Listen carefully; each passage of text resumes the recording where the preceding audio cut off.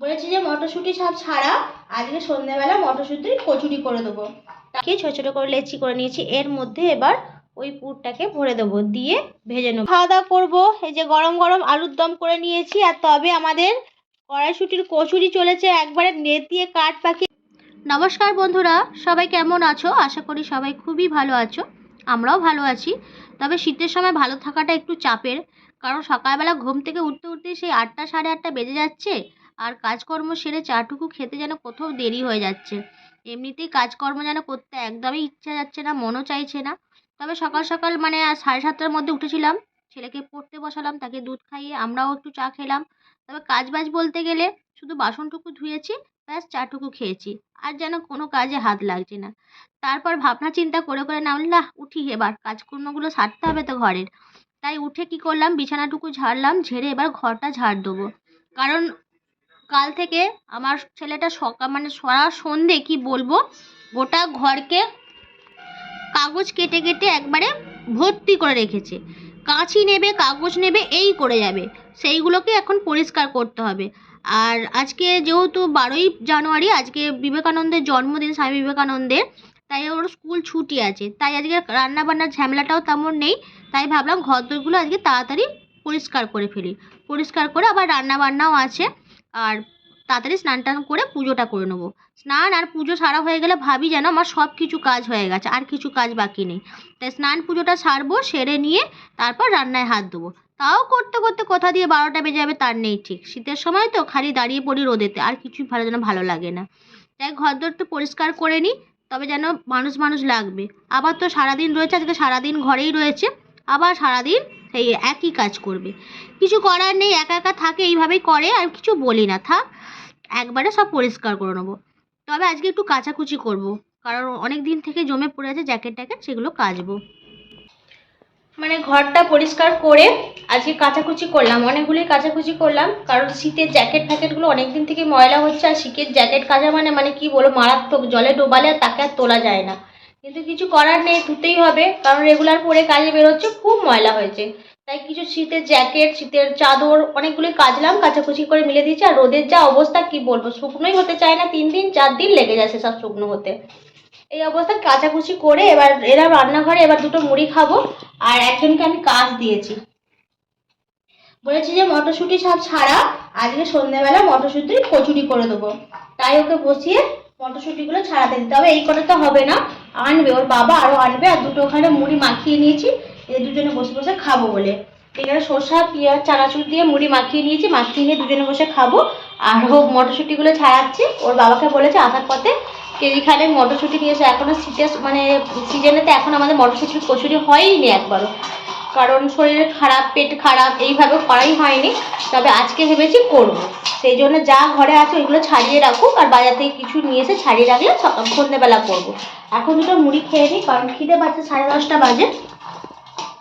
এই যে খেয়ে নিয়ে স্নান টান সারবো। স্নান করব, একটু বাইরে এসে দাঁড়িয়ে পড়েছি। রোদটা বেশ গায়ে লাগছে, কি ভালো লাগছে বাইরের রোদটা, খুব চড়া নয় তো, হালকা হালকা রোদ তো, বেশ ভালো লাগছে। তবে স্নান করব। হায় হায়, হাওয়ায় সব যে উড়ে পালিয়ে গেছে যা।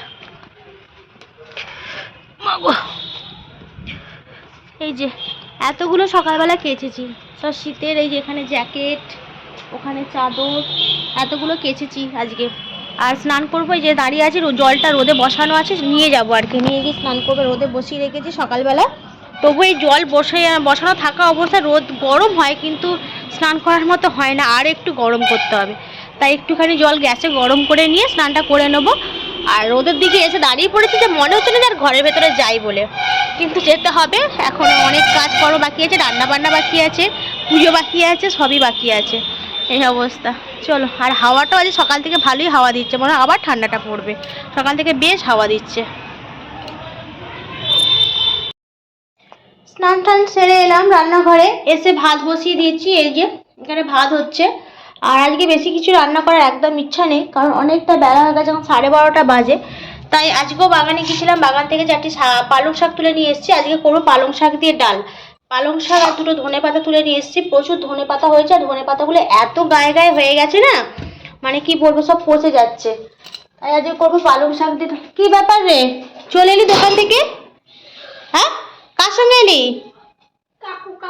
কাকুর দোকান বন্ধ করে দিয়েছে? তাহলে কার সঙ্গে এলি? জলের বোতল ঘরে খেয়ে নিচ্ছি আমি জল। এই এই উয়া না কর, জল ভর, উয়া পরে করবি, জল ভরে নে। এইটা কোথা থেকে নিলি? আবার বলছিস, আবার উয়া বলছিস। কোথায় যাবি তুই? তাড়াতাড়ি করো বলছিস। তাই আজ বেশি কিছু করবো না ভেবেছি, পালং শাক দিয়ে ডাল করবো, আর এখানে ভাতের মধ্যে আলু সেদ্ধ আর ডিম সেদ্ধ বসিয়ে দিচ্ছি। ডিমটুকু বের করে নেবো, ডিমের ঝাল করবো, ব্যাস সিম্পল রান্না করে খেয়ে নেবো। কোথায় যাচ্ছিস তুই বোতল নিয়ে? ওইটুকু জল, এই বাবু ওইটুকু জল। কি অবস্থা, ছেলে কথা শোনে না মোটে। তাহলে চট করে রান্না করে নি, কারণ বেলা হয়ে গেছে, কখন খাবো কখন কি করব জানি না। উঠেছিস? ওই ঘুম থেকে উঠেছিস? কি করছিস ভেতরে? দেখি কি করেছিস। ঠিক আছে শুয়ে থাক, আমি একটা জিনিস বানাচ্ছি।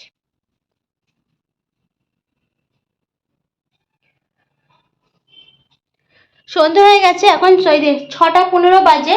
সন্ধে দিলাম খানিকক্ষণ আগে, সন্ধে দিয়ে চা খেলাম, চা খেয়ে দিয়ে তোমাদের দাদা বেরিয়ে গেছে। আর এখন আমি তৈরি করছি মটরশুঁটির কচুরি বানাবো। সকালে বলেছিলাম, তবে বেলার দিকে তোমাদের দাদা আরও 1 কেজি মটরশুঁটি এনে দিয়ে ছাড়িয়ে দিয়েছিল। তবে সব দিইনি, অত করে লাভ নেই, ছাড়ানো খানিকটা রেখে দিয়েছি। এই যে এতগুলো রয়েছে, এগুলো থাক, তরকারি হবে যা হবে। আর কিছুটা মটরশুঁটি মিক্সিতে পেস্ট করে নিয়েছি, করে নিয়ে এখন একটু তেল, একটু নুন, চিনি, সব রকম হলুদ লঙ্কা দিয়ে, জিরে গুঁড়ো দিয়ে এখন একটু ভালো করে রসটা মেরে নিচ্ছি। নিয়ে তারপর এটাকে শুকনো শুকনো হয়ে গেলে নাবিয়ে নেব। নাবিয়ে নিয়ে ময়দা মাখবো, মাখিয়ে তারপর কচুরি বানাবো। এটা হালকা হালকা ভাবে শুকনো হোক জলটা, কারণ খুব নরম হয়ে গেছে, আর জলটা না শুকনো হলে পুরটা তৈরি করতে পারবো না। এই অবস্থা। আর ছেলেটাকে ডাকছি, ঘুম থেকে উঠে পড়েছে, উঠে কম্বলের তলায় কি করছে ও নিজেই জানে। এখন উঠিসনি?